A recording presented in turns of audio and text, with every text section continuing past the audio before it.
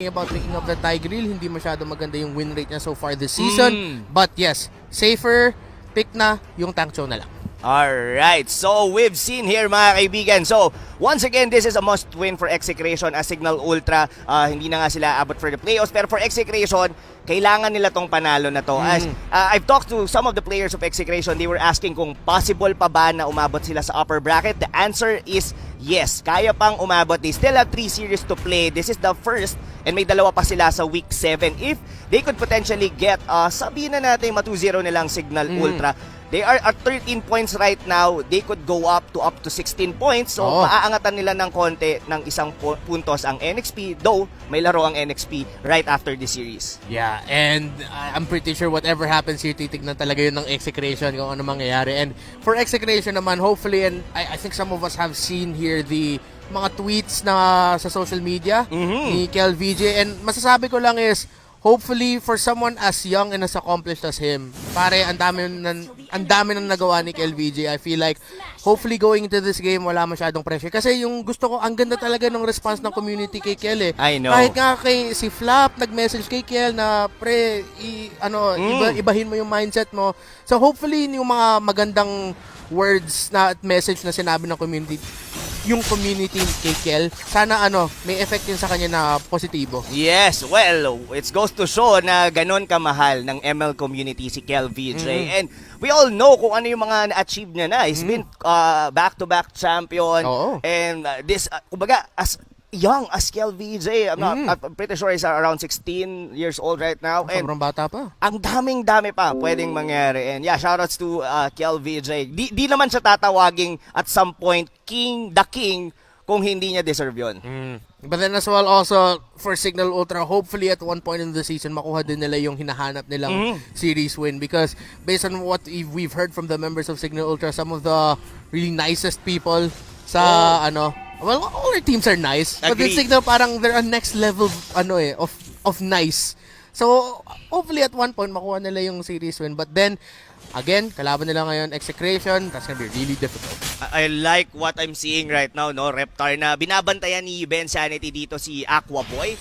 Parang sabihin na natin a little bit of list na para hindi agad mapasok yung Farsa. Kasi pwede nating maiwan yung isang Farsa, like for example, level 4 na siya. He has a potential na mag-feather airstrike and just wings by wings papunta doon sa mga teammates niya. Pero can you talk about me this, itong lineup dito or laning dito sa may top lane, the Barretts, and as well with this Alice. Kumbaga, parang magpa-farm lang ba sila dito? Yeah, both of them have the potential to out-farm the lane na mauna sila na makalabas sa lane. But then, of course, in terms of mobility getting around the map, yun yung lamang ng Alice, of course, with the flowing blood. But in terms of being able to farm up, hindi naman sila mahirapan sa isa't isa. Maybe at one point, the Barretts might mamimit yung awkward point na hindi pa siya ganun kakunat. So, kaya ng Alice na out-damage yung Barretts. But then that's a very small window, mga few minutes lang yun eh. Until eventually even out lang yun kasi both of them have really good sustain and relatively okay damage. Although lamang yung Alice doon. Yeah, and surprisingly, no, yung Barretts natin, parang each and every series na meron tayo dito, Reptar, madalas na siyang napipick. Oo, nagiging X-Factor na sa mga drafts eh. Uy, nahuli! Wow, that Abyssal Arrow gonna hit with Jack Nguyen. That's gonna be the first blood for Cignal Ultra. A very good start para sa team nito. And look at the rotation that they have right now. A good pick off. At ngayon, pwede nila tong i-transition. Sila dito pumupwesto na rin sila going into top lane, Reptar. Itong itong setup ngayon na ginagawa. And before you answer that question, what a Tyrant's Revenge coming from Ben Sanity. I like the aggression of Cignal Ultra. How will Execration deal with that, Reptar? Well, so far Cignal Ultra nahuli lang nila yung Execration out of position.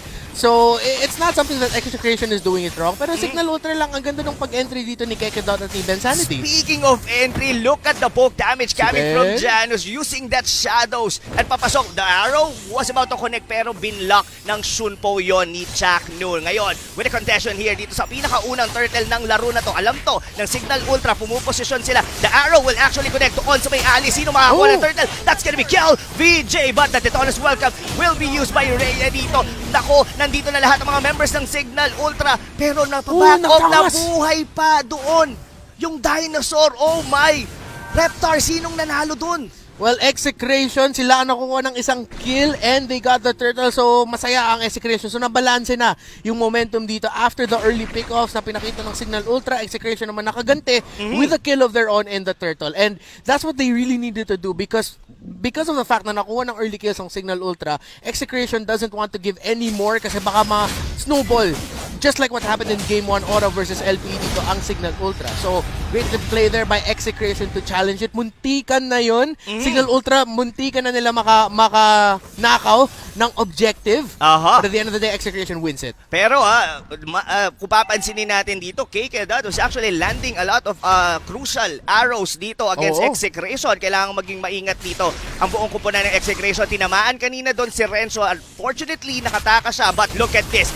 Pasok dito ngayon ang mga members ng Execration. Bravest fighter na ginamit na ngayon dito ni Kelra. 1v1 with Insanity pero nakapag-flicker out pa rin naman. And that's gonna be it for that skirmish. Grabe tong laban natin, Reptar. Parang walang magpapahinga. Bawal huminga, ika nga, sa dalawa. Kung kakatapos lang ng turtle fight, meron na naman sa ibaba. Yeah, and we're seeing here just how much this game means to both of these teams na nilalabas lang talaga nila lahat ng yung kaya nila ilabas. Like, laban lang kung laban. Like, and I like that we're seeing this kind of playstyle coming from Execration as well because Cignal Ultra, because maganda yung early game aggression nila pero nakakasabay din naman sa early game aggression yung lineup ng Execration. In a way, parang yung Exe na gaganahan sila ilaro yung style na sanay sila eh.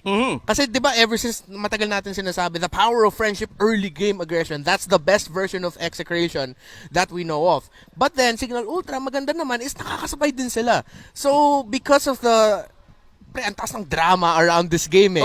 Again, a high stakes sobra. It's nice that we're seeing this kind of level. And it goes to show na Execration talaga, they're really willing to take or do everything para dito sa laro na to. Dito, ito yung kinasanayan natin na Execration, yung balagbagan yung laban. Like, pag sumuntok ka, meron din silang counter punch and you could see that na sumasabay talaga sila even with the great initiations coming from Cignal Ultra. Yung mga arrow ni Kelra was always on point, even with the Tyrant's Revenge na manggagaling kay Insanity. So, bumabalik. And nararamdaman ko dito, sa mga previous na mga games natin, si Kelra nag-online siya most of the time mid to late. Pero yung hawak niya tong lapu-lapu as early as the first 3 minutes of the game, ramdam mo na kagad yung presence ni Kelra. Yeah, and you don't see that a lot of, well, recently, yun yung naging trend sa mga lapu-lapu players eh, na hindi na masyado na lane hold lang ako, nasa lane nagpa-farm.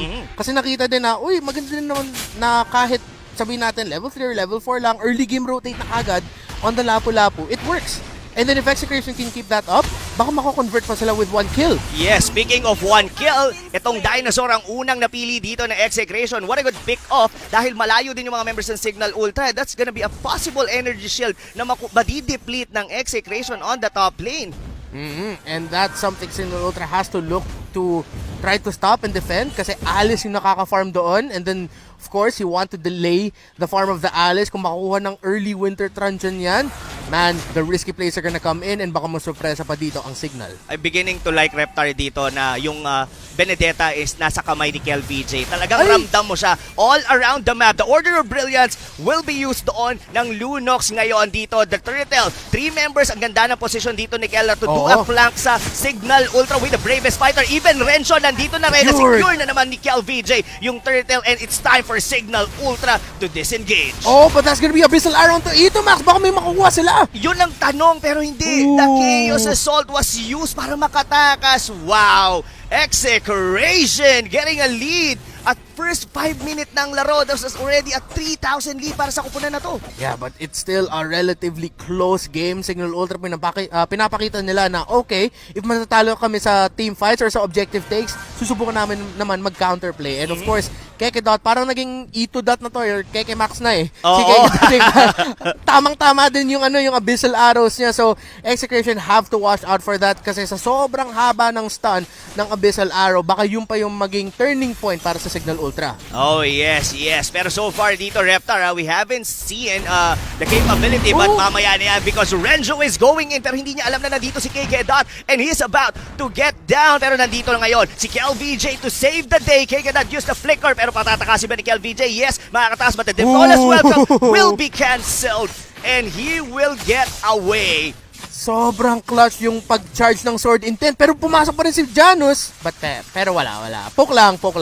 But yeah, a good thing KLVJ was able to stop that. Kasi kung nahuli siya dun sa Detona's Welcome, that would have been a kill to Janus or to Rhea. Yes. Like, sigurado. But then, again, clutch yung pag-charge ng sword intent, nakadash siya. Yes, pero ito look at execution. Sila yung nagsiset ng tempo dito. From the top lane, may kita mo yung aggression na ginawa ni Renzo on the bottom lane. Kumbaga, kanina nandun si Kel sa tops, ngayon nandito naman siya sa baba. And that's one of the reason why I like na hawak niya ngayon itong Benedetta na to. He's all around the map. Kumbaga, KLVJ against 5 members ng Cignal Ultra to, Reptar. Oo, laging may presence yung execration na or numbers advantage in the objective takes because as well, because of what we said earlier, si Kelra, early din mag-rotate. Pero, Abyssal Arrow, walang follow-up for Cignal Ultra. So, hinga lang muna dito ang execution. Another turtle fight. Ang crucial dito, yung positioning ni Aquaboy at saka ni Kelra. Yes, speaking of positioning dito, sinimulan na ni Biansanity ang pagtalon pero wala siyang tinamaan. And makukuha ni Janus yung turtle na yun pero kapalit naman ang buhay dito ng Kufra. Dikit-dikit ang mga members ngayon dito ng execution pero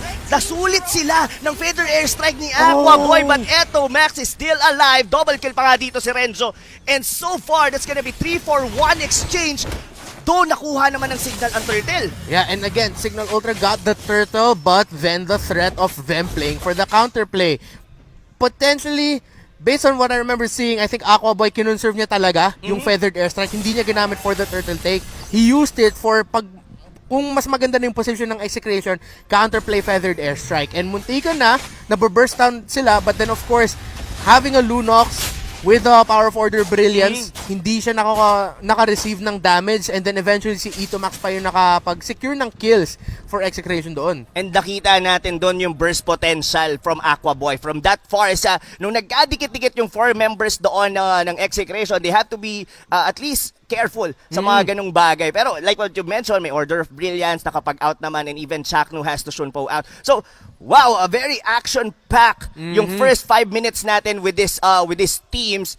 Though, may consolation for the side of Cignal Ultra, nakuha nila doon yung turtle. Sabihin na natin dito, yung lineup ng Cignal Ultra is somehow, yung power spike is on the mid game. Dahil yung Hayabusa, ang mapapansin mo, ginagawa lang niya, inultihan niya yung minion wave, then it's gonna go back to farming sa may jungle. Even the Barats himself, parang kiniklear niya lang. Tapos no? So, where do you think is the right moment for Cignal Ultra to strike? Well, tama yung ginagawa nila so far, which is going for the counterplay. But then, the good thing about their lineup is because of the mobility of the Farsa and then the Hayabusa, meron din naman silang map presence para mag-split push. Pero baka ma-pick off dito si Renzo. Mukha nga, dahil ang ganda ng synchronization of skill, may pana from the Titonas Welcome. Pero ang kunat nung Alice na yon, so far, KLVJ ngayon, ang nanganganib na mamatay dito. Eto, Max! Is not enough to save KLVJ, pero mukhang may kapalit naman yun, Reptar. Mahabol na ba dito si Rhea? That's gonna be a no. And another pick off, an off-cam kill. Chakno na pick off ni Janus. Oh, what's happening ngayon, Reptar? 2-for-1 trade across the map kung saan lamang ang Cignal Ultra.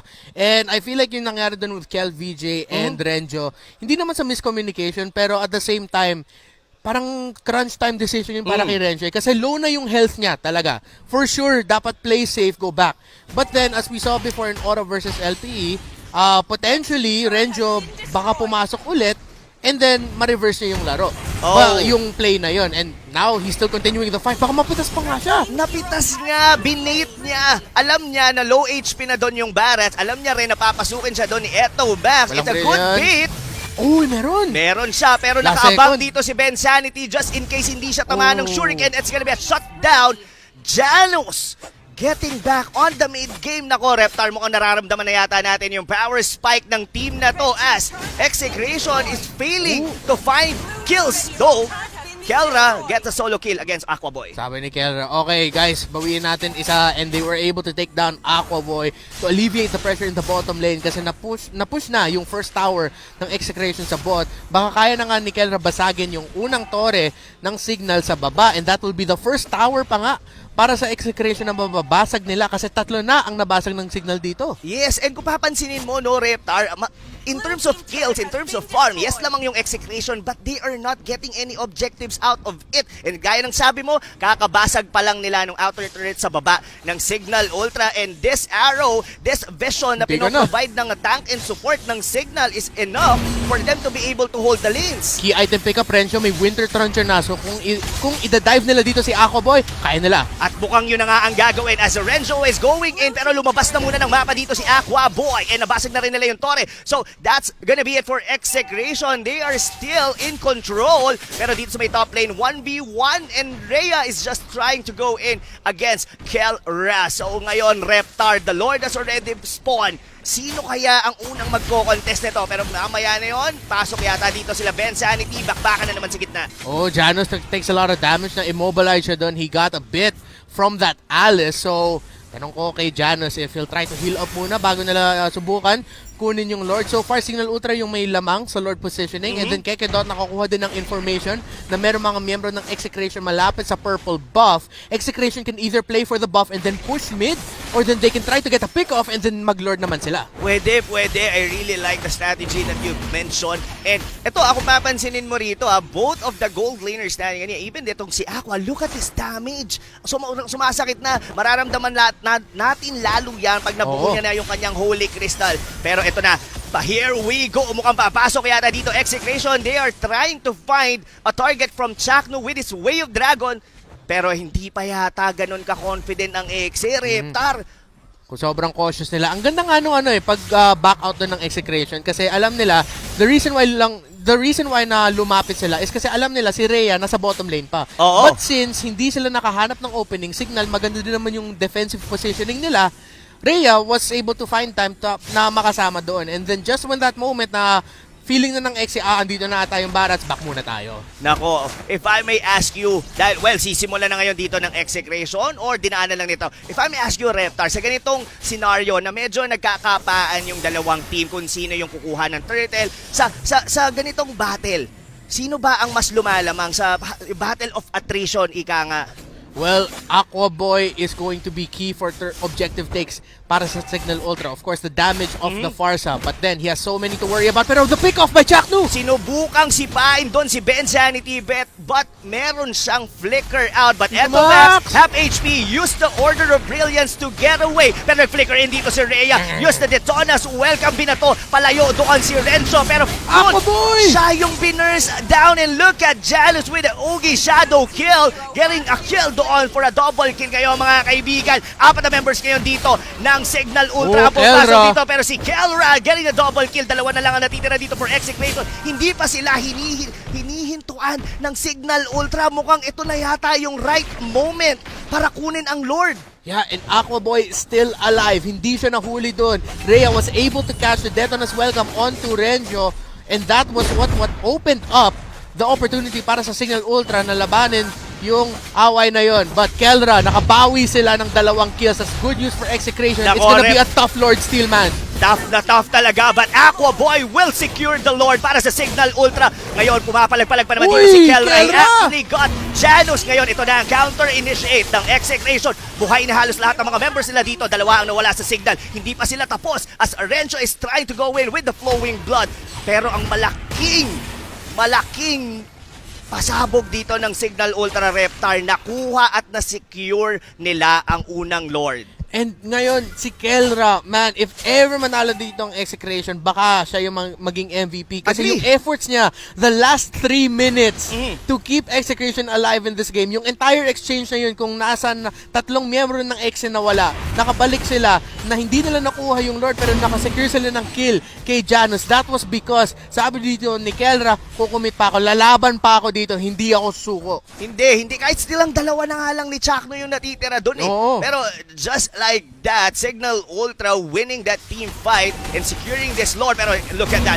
Ben Sanity with the Tyrant's Revenge. Pero alam yun ni Cignal, and Execration would want to kill this Lord agad dito. Pero the Way of Dragon has been used just to defend himself. So ngayon, Reptar, Execration still in control. As look at that, they are fighting 5v4 dahil nakahiwalay pa nga doon si Kelra. And going into his item, he already has a BOD, Queen Swing, Oracle, and Bloodlust Axe. Ganun ka-farm ang lapu-lapu na to. Yeah, hindi siya yung core, pero parang siya na nga yung naging core dito in terms of the items. But of course, KelVJ not too far behind. Mga 2.3 gold lead dito si Kelra over KelVJ. But that's still good news for Execration. Naka-BOD na rin si KelVJ, so he'll be able to provide the damage. But then it's good news kasi si Kelra, yung lapu-lapu, yun yung kailangan ng Execration. Hanapin si Kekedot at si Aquaboy. That's why the Oracle pickup is really good para mabawasan yung magic damage. Oh no, as here we go. Looks like Cignal Ultra is eyeing for Kelra right now. Nakita nila dito si Cignal Renzo. Bumalik na siya dito. We're about to get a fight. Pero tamang tantsahan lang muna rito, Reptar. Yung parehas na team, ayaw rin gumawa ng mga risky plays. Ang ganda ng disiplina ng dalawang teams. Even if Renzo has the Winter Truncheon, kinakalculate talaga ng Execration when is the right time. And they're doing it right kasi yung lineup ng Cignal Ultra, Reyes, Barats, 3, 4, and 3, pero the presence alone of a Barat sobrang disruptive. Kasi kung may mahuli siya with Detona's Welcome at walang makalapit from Execration on the backline kay Aquaboy, as we saw earlier in the middle lane, that's gonna be a big win for Cignal Ultra in the fight. So again, Execration have to watch out for Aquaboy and Kekedot here, pero easier said than done kasi ang ganda ng positioning ni Aquaboy throughout the entire game. Hindi rin siya yung bastang pagka nag-team fight, either airstrike agad-agad. Talagang naghahanap muna siya ng position. And look at him. He's really onto the back lines dito ng Cignal Ultra, and Ben Sanity and the rest of the members of Cignal talagang nagpo-provide ng vision for the whole team. So at this point, parehas yung team na merong capability to do segue or the side lane pushes. Of course, nandito yung ating Alice, we're in scaling. Lalong tumatagal, mas lalong lumalakas. And even itong ating halos magpipik na nga itong lapu-lapu natin And mind you, there is also a Benedetta that could do side lane pushes, Reptar. And actually, I like that Execution, nakikita na nila konti yun na, okay, I think kailangan lang natin i-split yung mapa para makuha yung attention ni Barats. Because so far, si Rhea yung main na nagre-respond sa side lane na mag-clear ng waves. So again, if Execration can keep forcing the pushes on the side lanes para maka-alis si Barats away from the rest of Cignal Ultra para maka-defend dun sa side lane push, Execration, meron naman silang mobility para mag-force ng fight. Yes. Na 5-on-4 habang wala si Barats. Pero kailangan nilang mag-ingat. Yes, they do have this kind of mobility. Pwede silang sumegway rito. Pero hindi mo rin pwedeng maliitin dito si Janus. Halos lock item na rin tong Hayabusa na to. And look at that. Another Way of the Dragon na ginamit doon kay Keketan. So, yung si Janus dito with a 5-1-2 KDA, he's been the one dealing a lot of damage dito for Cignal Ultra. Ito, makikita na. Here we go. Renzo nandito sa ilalim. Detona's Welcome. But ginamit na yung kanyang Winter Truncheon, pero hindi enough yun, Reptar. Napitas pa rin siya rito ng Cignal Ultra. Pero ngayon, dikit-dikit ang mga members dito ng Execration. Ito na nga, si Janus dealing a lot of damage dito para sa side ngayon ng Cignal Ultra. Si Kelra na lang ang natira dito sa gitna with the Feather S na galing from Aquaboy from downtown. Though, hindi pa rin naman namatay. Oh my, pero ito, this would open up another Lord for Cignal Ultra. Kakasabi mo lang, Janus, ang ganda ng timing niya doon. Paggamit ng Shadow Kill, using it at the right time, of course, in combination as well with the disruptive presence of the Barats Execration, na-disrupt lang sila throughout that entire fight. It looked like messy execution for Execration, but then Cignal Ultra, ang ganda lang talaga ng galaw nila doon. Sobrang ganda ng galaw, and another Shadow Kill na naman dito. Cignal barely alive, but the flicker coming from Rhea will seal the deal. Order of Brilliance dito, ginamit na Etomax, pero pinabalik siya ng mga rocket, pero makakatakas pa rin naman. So far dito, halos dikit yung gold, pero Cignal Ultra, sila yung mas nakakakuha ng mga objective. Yeah, and we're starting to see again the problem of the Barats pick, na kahit nga meron silang Lunox on the other side, for Execration, alam natin that Lunox has a lot of damage. Kinakain at kinakain lang ng Barats na parang walang problema lang. And right now the question is, kulang ba sa damage ng ang Execration because wala silang marksman main, that's a physical damage main assassin.